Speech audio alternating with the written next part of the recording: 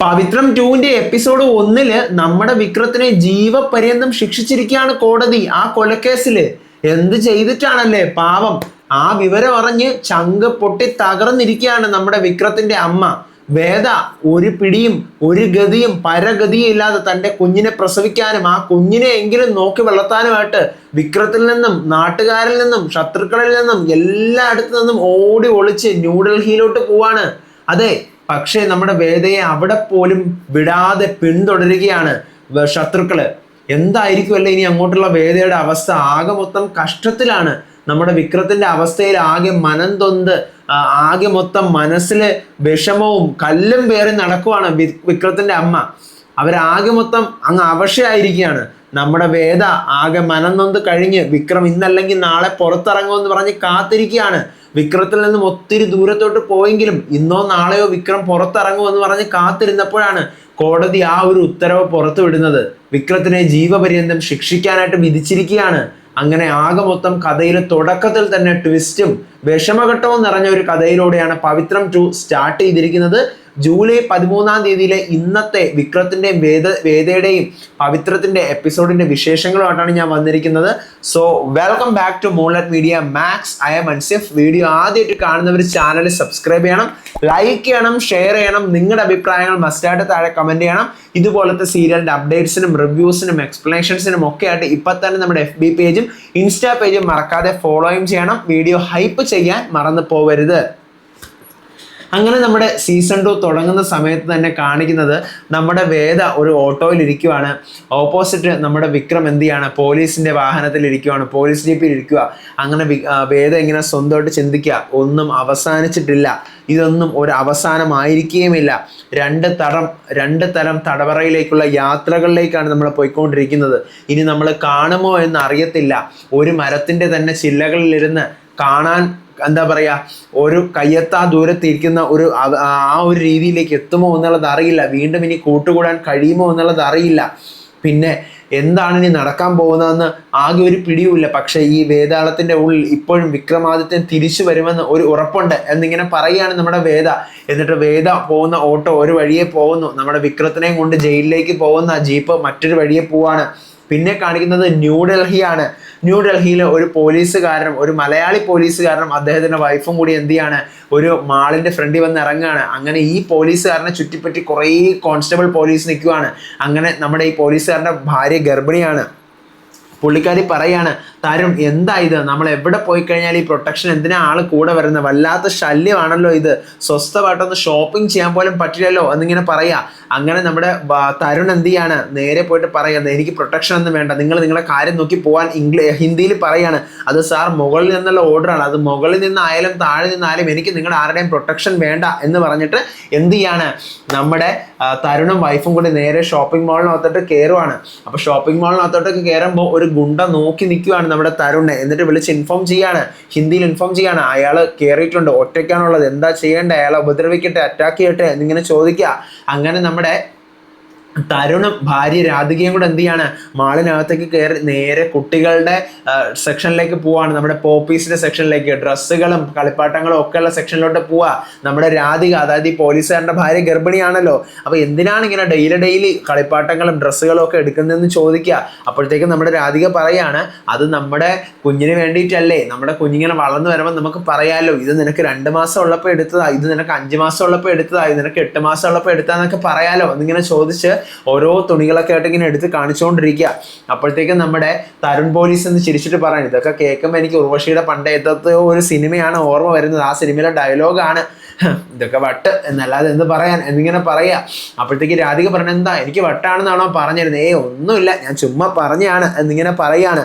എന്നിട്ട് ചോദിക്കുക, എന്താ നിനക്ക് ഭക്ഷണമൊന്നും വേണ്ടേ, സാധാരണ ഗർഭിണിയൊക്കെ പച്ചമാങ്ങയും മസാല ദോശയൊക്കെയാണ് വേണ്ടത്, അപ്പൊ നിനക്ക് അതൊന്നും വേണ്ടല്ലോ, ഈ കുട്ടികളുടെ ഡ്രസ്സാണല്ലോ നിനക്ക് വേണ്ടത് എന്നിങ്ങനെ ചോദിക്കുക.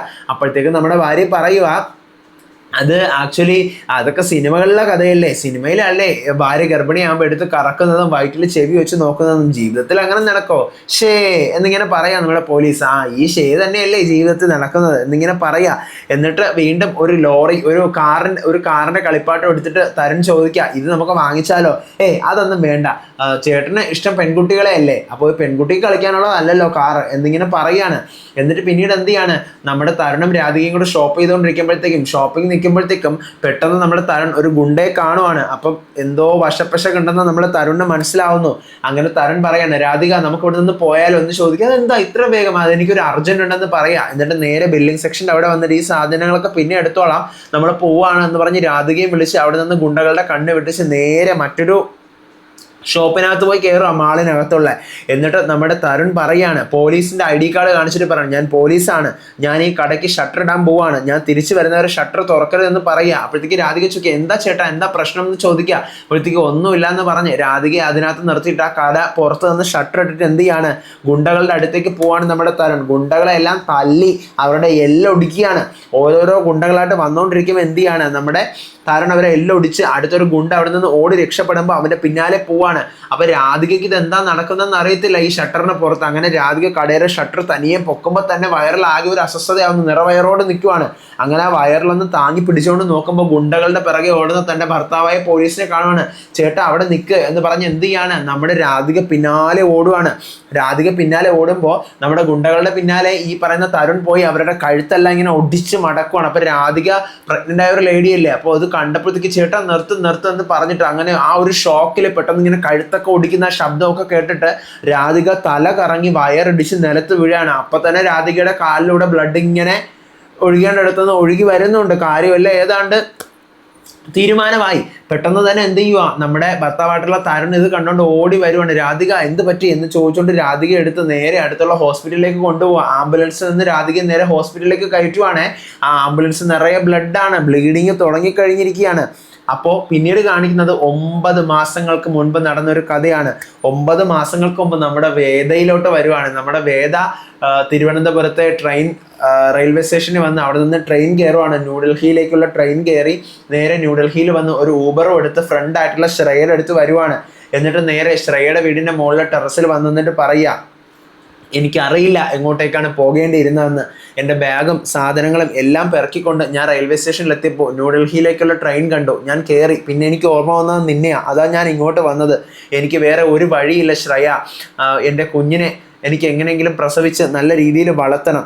കോടതി വിധി എന്താകുമെന്ന് എനിക്കറിയില്ല. വിക്രം പുറത്തിറങ്ങിക്കഴിഞ്ഞാൽ വിക്രത്തിനെ കാത്ത് ഞാനും കുഞ്ഞും ഉണ്ടാകും. പിന്നെ എനിക്കിത് റിസ്ക് എടുക്കാൻ വയ്യ, എൻ്റെ കുഞ്ഞിൻ്റെ കാര്യത്തിൽ യാതൊരു റിസ്ക് ഞാൻ എടുക്കത്തില്ല ശ്രേയ എന്നിങ്ങനെ പറയുക.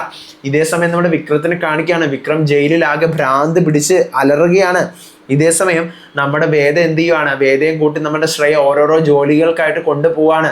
അപ്പോൾ വക്കീൽ ഓഫീസിൽ പോകുമ്പോൾ അവിടെ നിന്ന് റിജക്ട് ചെയ്യുന്നു. അപ്പോൾ നമ്മുടെ ശ്രേയ പറയാണ്, വക്കീൽ ഓഫീസിലൊന്നും അങ്ങനെ വേഗത്തിൽ കയറാൻ പറ്റത്തില്ല, നമുക്ക് ഏതെങ്കിലും കോൾ സെന്ററിൽ നോക്കിയാലോ എന്ന് ചോദിക്കുക. എന്നിട്ട് നമ്മുടെ വേദയ്ക്ക് ഒരു കോൾ സെന്ററിലെ ചെറിയൊരു ജോലി ശരിയാക്കി കൊടുക്കുകയാണ്. ഇതേ സമയം നമ്മുടെ വിക്രത്തിന്റെ അമ്മയും അച്ഛനും കൂടെ നേരെ വിക്രത്തിനെ കാണാൻ ജയിലിൽ വരുവാണ്. എന്നിട്ട് അച്ഛൻ പറയുകയാണ്, മോനെ നീ ധൈര്യമായിട്ടിരിക്കെ, നാളെ വിധി നിനക്ക് അനുകൂലമായിട്ട് വരും എന്ന് നീ പ്രതീക്ഷിക്കുക എന്നിങ്ങനെ പറയുക. പക്ഷേ പിറ്റേ ദിവസം വിധി വരുന്നു. വിക്രത്തിനെ ജീവപര്യന്തം ശിക്ഷിച്ചിരിക്കുകയാണ് ആ ഒരു കൊലയ്ക്ക് വേണ്ടിയിട്ട് കോടതി. അങ്ങനെ ആ ന്യൂസ് ഫോണിലൂടെ കണ്ട് നമ്മുടെ വേദ പൊട്ടിക്കരയുവാണ്. അമ്മയും അച്ഛനും ഒക്കെ കരച്ചിലാണ്. നമ്മുടെ വേദയും അതുപോലെ തന്നെ വിക്രത്തിന്റെ അമ്മയും അച്ഛനും വിക്രം ജയിലിൽ കിടന്ന് അലറി വിളിച്ച് കരയുവാണ്. വേദ ഇതിൽ നിന്നെല്ലാം പതുക്കെ ഓക്കെ ആയി തൻ്റെ വയറെല്ലാം ഇങ്ങനെ കെയർ ചെയ്ത് ഇത് എന്ത് ചെയ്യാണ്, കണ്ണാടിയുടെ മുന്നിൽ നിന്ന് കുഞ്ഞിനെ വരവേൽക്കാനായിട്ടുള്ള ആ ഒരു തയ്യാറെടുപ്പിൽ നിൽക്കുക. അപ്പോഴത്തേക്കും ജയിലിൽ വിക്രം ആകെ മനംനൊന്ത് അവിടുത്തെ ഓരോരോ ജോലികളൊക്കെ ആയിട്ട് ഇങ്ങനെ മുഴുകി പോവാണ്. ഇതേ സമയം നമ്മുടെ വേദ ഒന്ന് ചെറുതായിട്ട് വീണ്ടും പഴയ ജീവിതത്തിലേക്ക് ഒന്ന് ഹാപ്പിയായി വരുവാണ്. അങ്ങനെ ഡൽഹിയിൽ ഒരു സ്ഥലത്ത് ഇരിക്കുമ്പോഴാണ് അവിടേക്ക് റീലും ബ്ലോഗൊക്കെ ഷൂട്ട് ചെയ്യാനായിട്ട് കുറച്ച് പെൺകുട്ടികൾ വരുന്നത്. അങ്ങനെ അവരവിടെ നിന്ന് വീഡിയോസൊക്കെ ഷൂട്ട് ചെയ്യുമ്പോൾ ദേ നോക്ക് മലയാളി കുട്ടികളാണെന്ന് തോന്നുന്നൊക്കെ വേദ പറയാണ് ശ്രേയയുടെ അടുത്ത്. എന്നിട്ട് വേദ അതിലൂടെ നടന്നു പോകുമ്പോൾ വേദ ആ ഒരു റീലിലെ ക്യാമറയിൽ വേദയും കൂടി ചെറുതായിട്ടൊന്ന് പോവാണ്. പിന്നീട് കാണിക്കുന്നത് നമ്മുടെ വിക്രത്തിന്റെ അമ്മ രാത്രി ഇരുന്ന് കരയുവാണ്. മഴയുള്ള വീടിന്റെ മഴ പെയ്തുകൊണ്ടിരിക്കുകയാണ്, വേറെ ഏതോ ഒരു വീടാ. അപ്പൊ ആ ഒരു വീടിന്റെ ജനാലയിലൂടെ പുറത്തേക്ക് നോക്കി ഇങ്ങനെ ഇരുന്ന് കരയുമ്പോൾ നമ്മുടെ മാഷ് അങ്ങോട്ട് വരുവാണ്. എന്താ നീ ഇങ്ങനെ നോക്കിയിരിക്കുന്നേ, എന്നിങ്ങനെ നീ ഫുഡൊന്നും കഴിക്കുന്നില്ലേ എന്നിങ്ങനെ ചോദിക്കുക. എനിക്കൊന്നും വേണ്ട മാഷേ, അത് അങ്ങനെ പറഞ്ഞാൽ പറ്റത്തില്ല, അതെ ഈ ചുക്ക് കാപ്പി എങ്കിലും കുടിക്കെന്ന് പറയാം, എനിക്കൊന്നും വേണ്ട. നമ്മുടെ മോനും വേദയും എനിക്ക് അവരുടെ ഓർമ്മകളാണ്. അവർ നീ ജനൽ അടച്ചിട്ട് കിടക്കാൻ നോക്കെന്ന് പറയുക. ഇല്ല, ജനൽ അടച്ച് നിൽക്കുമ്പോൾ എപ്പോഴെങ്കിലും പണ്ട് മാഷ് വന്നെന്നെ തട്ടി വിളിച്ചതുപോലെ വേദമോളും മോനും വന്ന് നമ്മുടെ സ്വപ്നത്തിൽ വന്നാലോ, എനിക്ക് അതുകൊണ്ട് ഞാൻ വാതിൽ അടയ്ക്കുന്നില്ല, അവര് നേരിട്ട് വരും, നീ ഒന്ന് സമാധാനമായിട്ടിരിക്കുക എന്നിങ്ങനെ പറയണം മാഷ്. അപ്പോഴത്തേക്കും നമ്മുടെ വിക്രത്തിന്റെ അമ്മ ചോദിക്കുക, ഞാനൊന്നും ഉണ്ടാവോ അവർ തിരിച്ചു വരുമ്പോ? ജീവിതം അവസാനിക്കാൻ പോകുമ്പോൾ ചില നിമിത്തങ്ങളൊക്കെ നമുക്ക് തോന്നില്ലേ, അതുപോലെ എനിക്കും തോന്നി തുടങ്ങുക എന്നിങ്ങനെ പറയുക. ഫുൾ ടൈം എൻ്റെ മോൻ്റെയും എൻ്റെ മരുമോളുടെയും ചിന്തയാണ് എനിക്ക് എന്നിങ്ങനെ പറയുകയാണ് നമ്മുടെ അമ്മ. ഒരു വർഷം ആയില്ലേ, എന്തെങ്കിലും മാറുമോ, എനിക്കൊന്നും തോന്നുന്നില്ല, എല്ലാം ശരിയാകുമോ എന്തെങ്കിലും. അപ്പോൾ നമ്മുടെ മാഷ് ചോദിക്കുക, എന്താ കമല നീ ഇങ്ങനെയൊക്കെ പറയുന്നു, ഓരോരോ കാര്യങ്ങൾ എന്തിനാണ് നീ ഇങ്ങനെ പറയുന്നത് എന്നിങ്ങനെ പറയാണ്. അപ്പോഴത്തേക്കും നമ്മുടെ കമല പറയാണ്, ആ സ്വത്ത്, ആ വീടായിരുന്നില്ലേ നമ്മുടെ സ്വത്ത്, അത് നമ്മുടെ കൈവിട്ട് പോയില്ലേ എന്ന് ചോദിക്കുക. അപ്പോഴത്തേക്കും നമ്മുടെ മാഷ് പറയും, ഇല്ല, നമ്മുടെ വീട് ഇനിയും നമുക്ക് ഉണ്ടാക്കാൻ പറ്റും, പക്ഷെ നമ്മുടെ വീടിനേക്കാൾ വലുതല്ലേ നമ്മുടെ മകനെ റിലീസാക്കേണ്ടത്. പിന്നെ വിശ്വത്തിൻ്റെ അടുത്തും വിനായകനോടും ഞാൻ എന്ത് ചെയ്യാണ് അവിടെ നിന്ന് മാറിയത്, വയസ്സാം കാലത്ത് നമ്മൾ അവർക്കൊരു ബാധ്യതയാകാതിരിക്കാൻ വേണ്ടിയിട്ടാണ് എന്നിങ്ങനെ പറയുക. ഞാൻ എൻ്റെ പ്രതീക്ഷ കൈവിട്ടിട്ടില്ല. ശങ്കർ നാരായണൻ വക്കീൽ ജോലി രാജിവെച്ച് നമ്മുടെ വിക്രത്തിനെ രക്ഷിക്കാനായിട്ട് തുനിഞ്ഞിറങ്ങി നിൽക്കുമല്ലേ, നീ ധൈര്യമായിട്ടിരിക്കെ. ഒരു ചതിയുടെ പിന്നിൽ നമ്മുടെ വിക്രത്തിന് ഈ ജീവിതകാലം മുഴുവൻ ഇങ്ങനെ അനുഭവിക്കാനൊന്നും ഞാൻ വിടത്തില്ല. അവനെ പണ്ട് ഞാൻ മനസ്സിലാക്കിയിരുന്നില്ല, പക്ഷെ ഇപ്പം ഞാൻ മനസ്സിലാക്കുന്നുണ്ട്. അവനെ പുറത്തിറക്കാൻ ഞാൻ പരമാവധി ശ്രമിക്കും. ഞാൻ പ്രതീക്ഷ കൈവിട്ടിട്ടില്ല. മാത്രമല്ല, അവൻ പുറത്തിറങ്ങുമ്പോൾ അവനെ സ്വീകരിക്കാൻ ഞാനും നീയും ഒപ്പം വേദയും ഉണ്ടാവും. അതിന് നീ ഇങ്ങനെ മനസ്സിൽ ഉറപ്പിച്ച് ധൈര്യമായിട്ടിരിക്കുക എന്നിങ്ങനെ പറയുക. നമ്മുടെ മോൻ വരുമ്പോൾ നമ്മൾ ജീവിക്കണ്ടേ, അതുവരെ നമ്മൾ കാത്തിരിക്കണ്ടേ, അതിനു മുന്നേ നമ്മൾ മരിച്ചു പോയാൽ നമ്മുടെ ആത്മാവിന് പോലും ശാന്തി ഉണ്ടാകില്ല എന്ന് പറയാണ് നമ്മുടെ മാഷ്.